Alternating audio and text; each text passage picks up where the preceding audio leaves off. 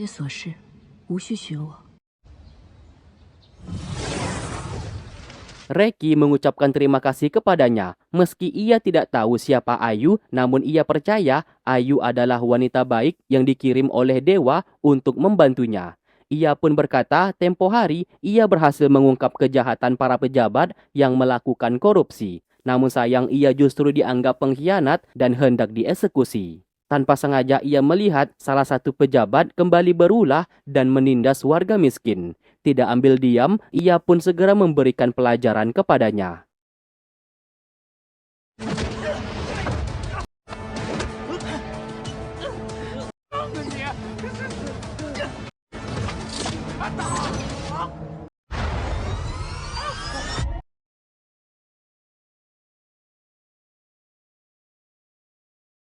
Baijusi akhirnya berhasil menemukan keberadaan Ayu. Ia pun memarahinya karena sudah ikut campur urusan dunia fana. Untuk yang terakhir kali, ia meminta Ayu untuk berhenti. Apabila Kaisar Langit sampai tahu, tidak hanya ujian dewa mereka yang akan gagal, mereka juga pasti akan dihukum.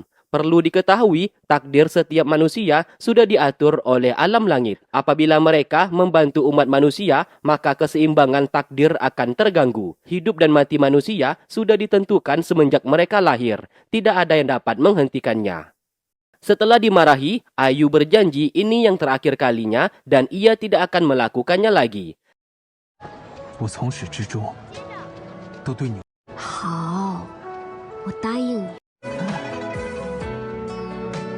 Namun sayang itu hanyalah ucapan dari Ayu saja. Keesokan harinya, secara diam-diam ia kembali pergi menemui Reki. Dengan tujuan supaya Reki mau bekerja di kediamannya. Sayangnya Reki menolak. Tujuannya saat ini membunuh naga kemarau. Yang dimana akibat naga tersebut, kota kelahirannya mengalami kekeringan selama bertahun-tahun. Asalkan Ayu mau membantunya, ia akan bersedia melakukan apapun yang diperintahkan olehnya.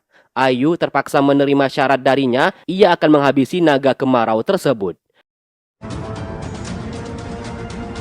这里便是乌居山身所在。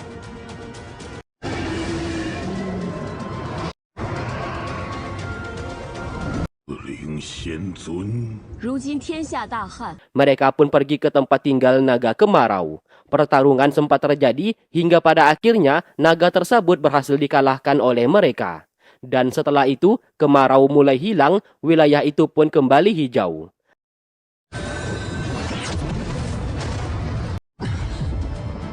师傅，你去杀了他。 便是凡人，亦能弑神。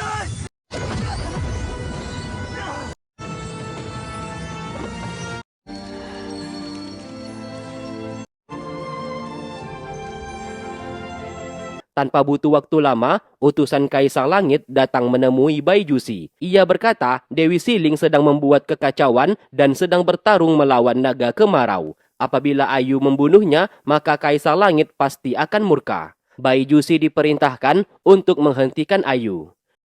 如今却要斩杀汉龙，阻止他，将他带回玄天。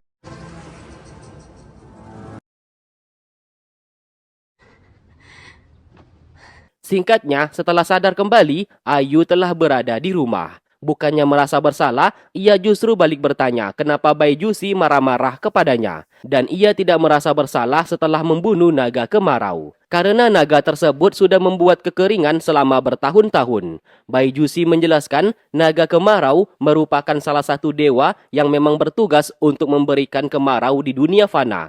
Karena Ayu telah membunuhnya, maka keseimbangan di dunia ini akan goyah. Kaisar Langit pasti akan murka atas tindakannya.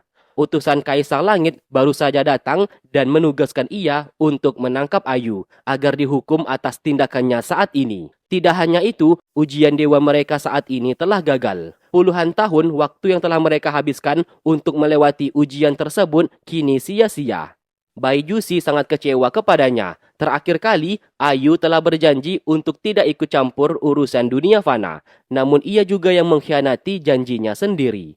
Karena tidak tega, Ayu dihukum oleh Kaisar Langit nantinya, Baijusi terpaksa menyegel kekuatan milik Ayu dan menghukumnya 10 tahun berada di dunia manusia. Ayu menjadi sangat marah dan tidak terima atas perlakuan Baijusi. Tanpa ia tahu, Baijusi melakukan itu demi kebaikannya sendiri. Karena ternyata Baijusi secara diam-diam mengambil alih hukuman milik Ayu dan akan kembali ke alam dewa.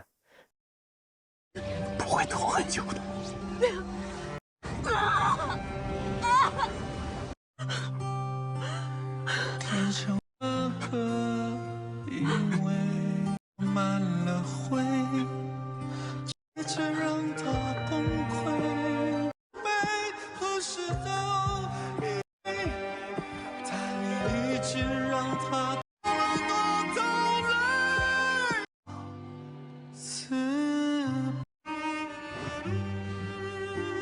Kembali ke masa sekarang, Suwan terkejut melihat Ling Er berada di sektenya. Di sana ia bertanya kepada ketua sekte apa alasan mereka membantu Dewi Siling menyerang alam dewa. Ketua sekte menjawab, di dunia ini tidak pernah ada murid yang bernama Xingyu.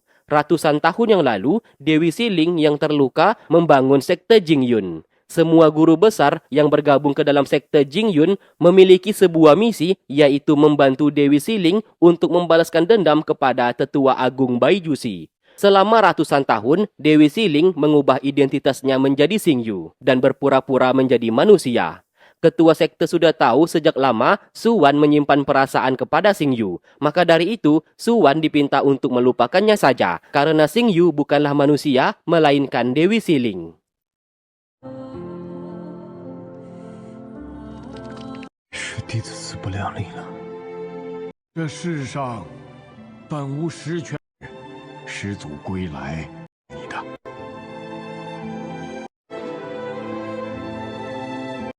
知道了。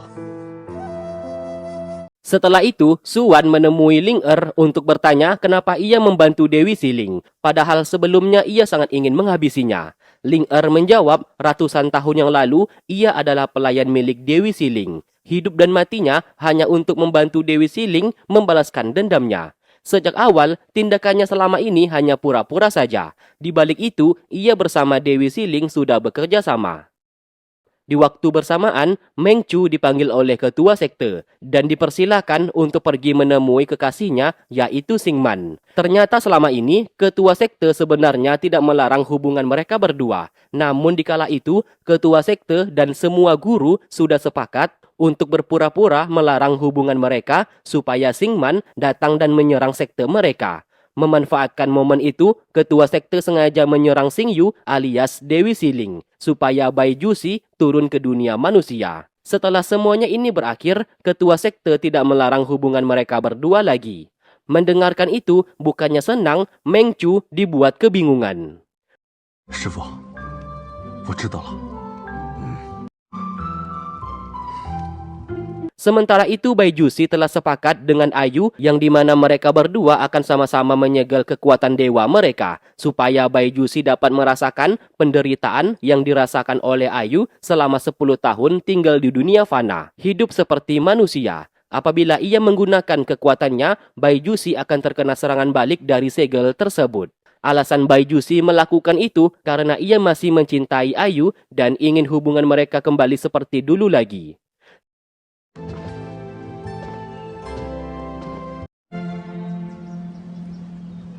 Setiap hari, Baijusi melakukan apapun yang disukai oleh Ayu. Salah satunya memanggil tukang untuk menanam bunga yang cukup banyak di pekarangan rumah mereka. Sayangnya Ayu yang masih menyimpan kebencian tidak peduli apapun yang dilakukannya. 打算把这里多添2个花架，池塘里养一些鱼，稍微翻新一下，你觉得可好？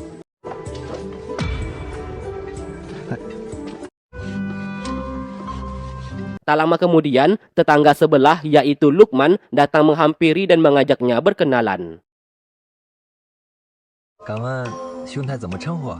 白酒丝，白酒丝，记得吃啊，白兄，记得吃啊。 Sementara itu, Suwan menemui Xingman dan berkata ketua sekte sudah merestui hubungan ia dengan Meng Chu. Tentu saja berita itu membuat Xingman sangat bahagia.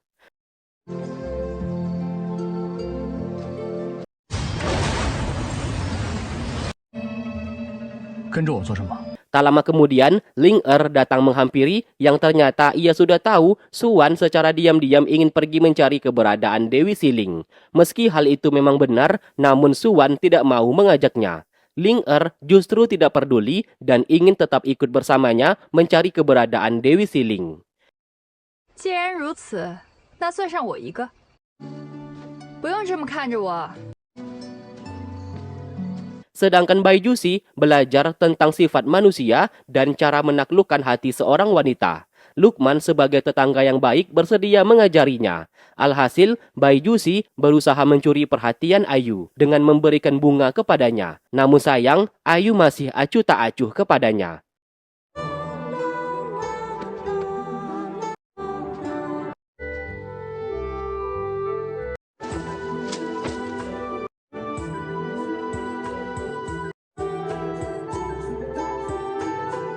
Hari-hari berlalu begitu cepat dan semua usaha Baijusi tidak ada yang membuahkan hasil. Tidak ingin menyerah, Baijusi dengan sengaja mengundang istrinya Lukman yaitu Bunga untuk datang ke rumahnya supaya mengajak Ayu belajar menjahit pakaian. Ayu yang tidak bisa menolak mau tidak mau pergi ke rumah Bunga dan mulai belajar menjahit. Ah. 这里。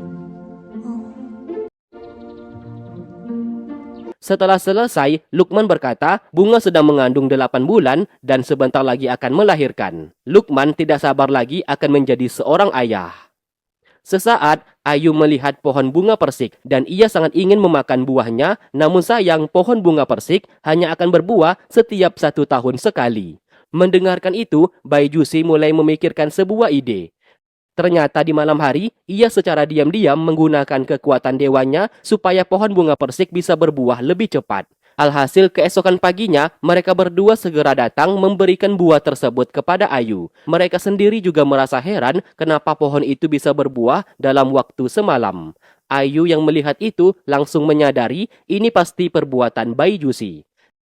Ia pun langsung bertanya kenapa melakukan itu. Sedangkan mereka tahu apabila menggunakan kekuatan dewa, maka akan terkena serangan balik dari segel yang telah mereka buat. Baijusi menjawab, ia bisa menahan serangan balik di tubuhnya. Mulai dari sanalah, Ayu sedikit senang karena Baijusi secara perlahan seperti menunjukkan sifat layaknya manusia. Di malam hari, Baijusi mendengarkan warga sekitar berteriak kebakaran. Ayu langsung berlari menuju ke lokasi kejadian.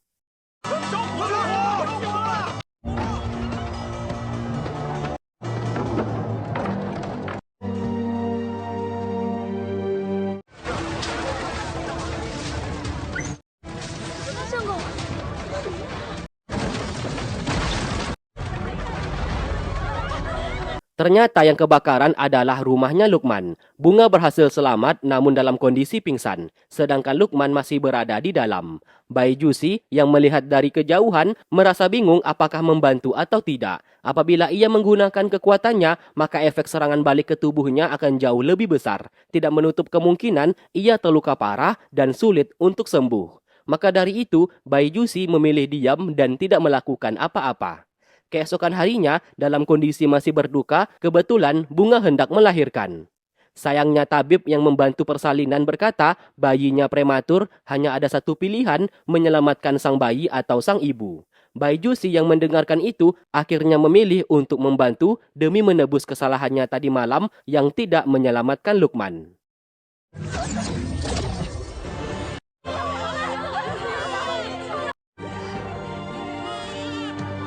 Singkatnya, Bunga dan bayinya berhasil selamat. Ayu yang melihat itu bisa bernafas lega. Keanehan tersebut langsung disadarinya kalau bantuan ini pasti ulah dari Baijusi. Benar saja, Baijusi terkena serangan balik dan terluka parah, sekujur tubuhnya ia merasakan dingin yang sangat luar biasa. Dari arah luar, Ayu melihat itu sambil berkata, ia sudah tahu Baijusi yang membantu Bunga. Ia akan menunggu di luar. Apabila butuh sesuatu hal, katakan saja, Ayu akan masuk ke dalam untuk membantunya.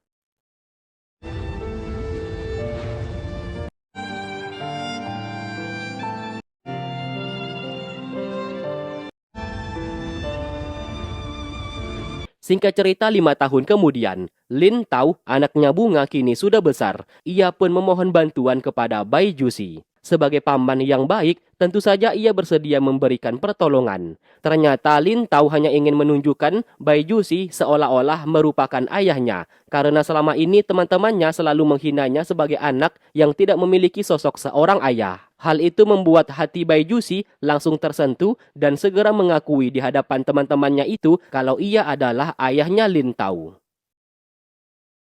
Di malam hari saat pulang, Bai Jusi menggendong Lin Tao yang telah tidur. Ayu yang menunggunya sangat terkejut melihat kedekatan mereka berdua. Bai Jusi lantas menyuruhnya untuk membawa Lin Tao ke rumah ibunya.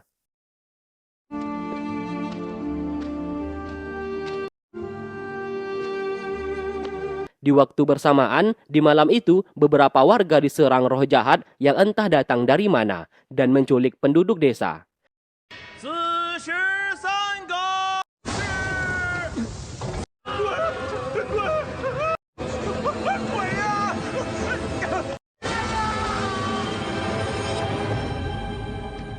Hingga keesokan harinya, mereka berdua yang sedang jalan-jalan di pasar melihat pihak kepolisian sedang mengevakuasi korban tadi malam yang kini tinggal tulang belulang akibat diserang oleh roh jahat.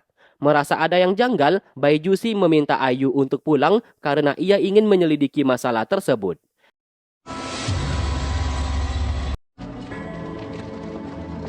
你先回去，我去周遭探。白九思，你越来越像个人了。 Di tengah jalan, tanpa sengaja ia melihat Lin Tao hampir diserang oleh roh jahat. Terpaksa ia menggunakan kekuatannya dan hal itu pun dilihat oleh Bunga secara tidak sengaja.